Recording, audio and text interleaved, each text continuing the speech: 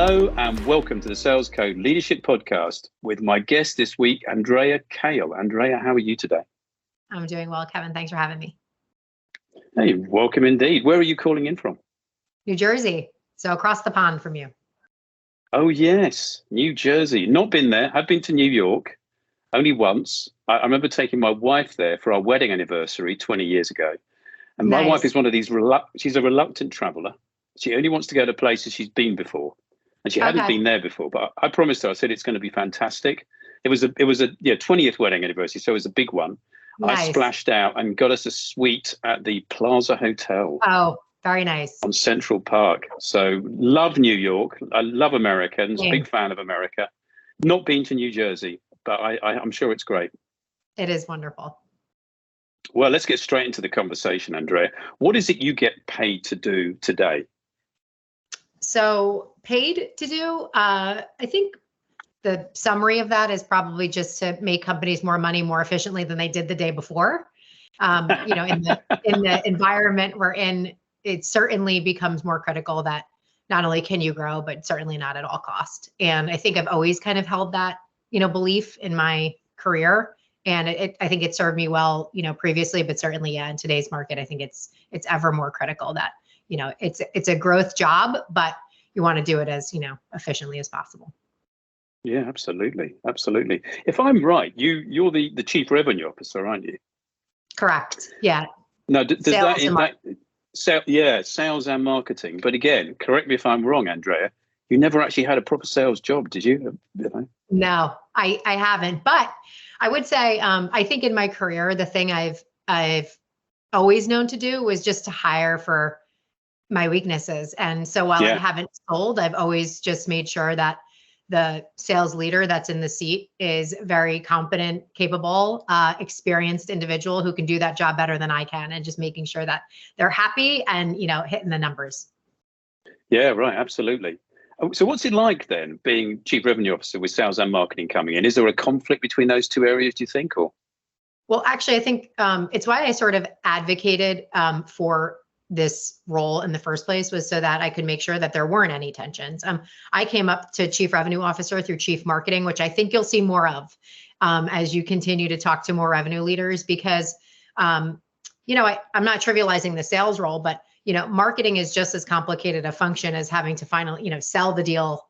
Anyway, I oversee like 12 disciplines in my career or more, product marketing, content marketing, customer marketing. And I really see like what the market opportunity is and really how we should go to market. And then I've been driving those leads or opportunities to my sales counterpart. But now that I can oversee all of it, it actually kind of like removes friction. I can have the sales and marketing leaders work more closely together and then resolve any tension there is, because I am responsible for both. I have empathy for sales leaders who are like, these leads stink. And I have empathy for the marketing leaders who are like, wait, we're giving them layups. So I can kind of see both sides of it and help to resolve that, I think, a little bit faster. And what do you think the fundamental purpose of marketing in your business is? It's certainly revenue.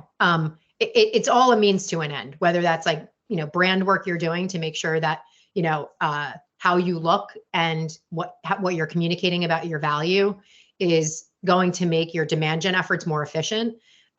Or if it's, content that you're putting out there for thought leadership, it's so that somebody's like, wow, they really do know what they're talking about. I'm interested, but it's all in service of revenue. And I would say the same for product, right? Like it's all in service of, kind of like making the company more money. And so no matter what team you're on, we have, metrics that certainly help point to that. Not every tactic will point back to revenue, but certainly like the collective efforts of marketing should always be in service of making more money. Somebody on this podcast a little while ago came up with, I thought was a pretty neat definition of marketing. Can I try it on you? Yeah, sure. Okay. Marketing is there to make sure that salespeople never have to make a cold call.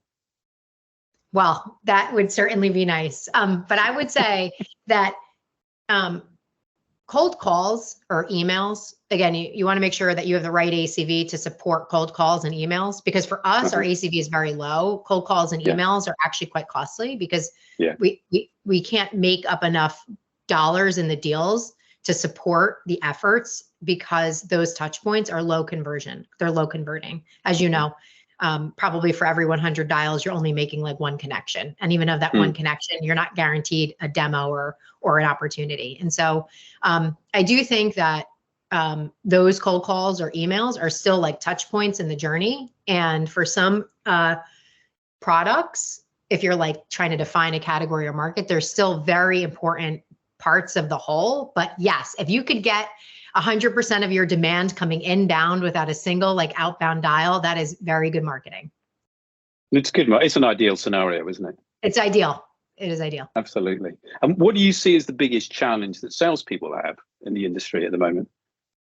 I think that there's probably not enough inbound, especially if you're in a competitive market. Competitive market is good and bad. It means it's a known thing people search for.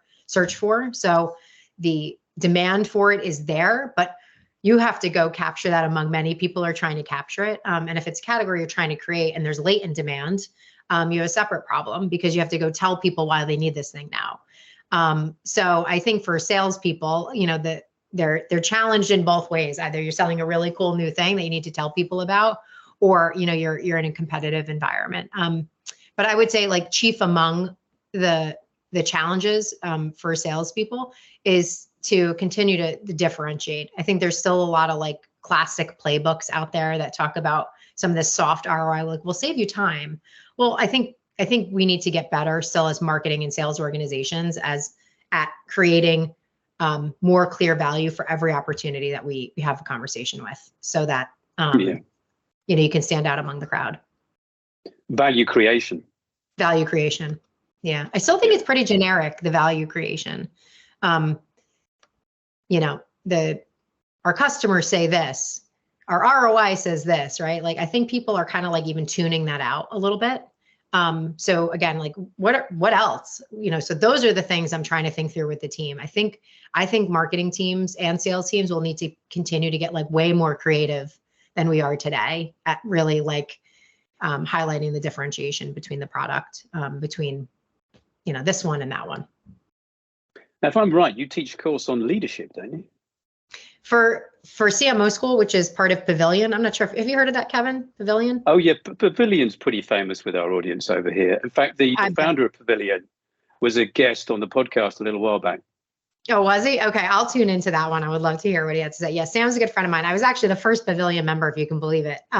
So that goes back a really long time ago. But there's a course I teach there for CMO school, which is basically a curriculum if you want to like know what CMOs are like up to, just different courses on like product marketing, demand gen, budgeting, those kinds of things. But my session is actually on what does the C in CMO mean? Because it's oftentimes an overlooked set of skills that I think marketers don't necessarily acquire or know they need prior to getting into the like chief M role.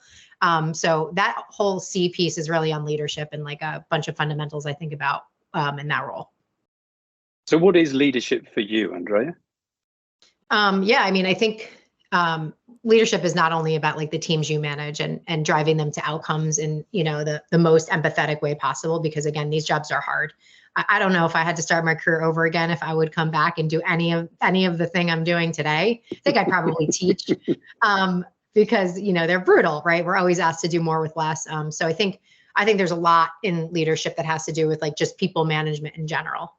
One philosophy specifically I use for people management is radical candor, because I'm from Jersey and I am a direct communicator. And whether it's radical candor or not, again, that's a Kim Scott sort of like challenge directly, but you certainly have to care about the whole person so that they trust you. I use that methodology when managing people because I think that helps them understand how to work and collaborate together. But I think there are a whole bunch of other things that make you a C leader inside of the organization. And a few of the things that I think about when I'm in that role. First is foresight. My job is really to like make sure that I'm giving the CEO leverage so we can see around the corner and to our next, let's call it like 10 or $20 million, because that 10 or $20 million doesn't show up because you like turn up marketing spend. I mean, it could, but unusual. you have to really plan for that. So, just like making sure that you're in a 6-month planning cycle with your FP&A team. If you don't, as a revenue leader or marketing leader or sales leader, don't have a close relationship with the FP&A team, like get one, because they are going to be your tools, your eyes, like into the future for like, what do the historicals look like and how do we think about the future? So I think foresight is a big one, because that's my job, is sort of like predicting the future of revenue. The second is, it's like peripheral vision. And one of the things I mean by that is, or one of the tools I suggest using to get sort of peripheral vision is reading S1s of your competitors. S1 is the documentation that gets filed prior to company going public, which but in case anybody listening isn't familiar, that is a good practice, because I'll give you an example. When I read the S1, the Square S1 when I was at Upserve, my mentor suggested doing that. He said, Andrea, are you aware that the fastest growing revenue stream for one of the top competitors is what's called instant deposit? It was like basically capital that they were allocating to restaurant owners so they could get their money same day. They were making a killing off of this. And I'm like, holy shit. I thought that they were like making money because they were just knocking down POS systems. And it like totally like blew my mind, because I'm like, wow, thinking about revenue in a whole new way. And you can get access to how other companies are doing it by reading the S1. So I think like peripheral vision, like what are competitors doing? Like how are they growing, is all very important. And then I would say the last is probably around, oh shoot, I'm trying to think. God, I've taught this class like, 50 times already, and I have like 60 of them. Oh, the other is really just getting a good understanding of the job you're taking prior to entering into a C-level role. I do think that the diligence you need to be putting on the company prior to joining, like what is their gross retention rate? Like that is the first question you should be asking prior to joining, because if you're a revenue leader and you have a leaky bucket, very difficult to grow that business. Or NPS is crap. Like people don't like the product. Well, how do you create a flywheel if you don't have customers who really like truly love, the product? And then last I would say is really vet the CEO. He can make, or she can make or break your time there. Are you aligned with them on like values? Do they want you to grow at all costs, or they want you to be more efficient in how you spend the money? Like aligning on like the fundamentals of like how to create a good, healthy business is really important. So sorry, I know I went on for like. No, that was great actually. So foresight, vision, having a good understanding of the role. And the last one, I think that was the bonus, wasn't it? Number 4 was check out the CEO. Yeah. The last company I worked for, Evergage, Carl Worth, brilliant CEO, absolutely brilliant. I mean, my boss there was great as well. I'll shout him out as well. Brian Head, he was the CRO, so your level of position.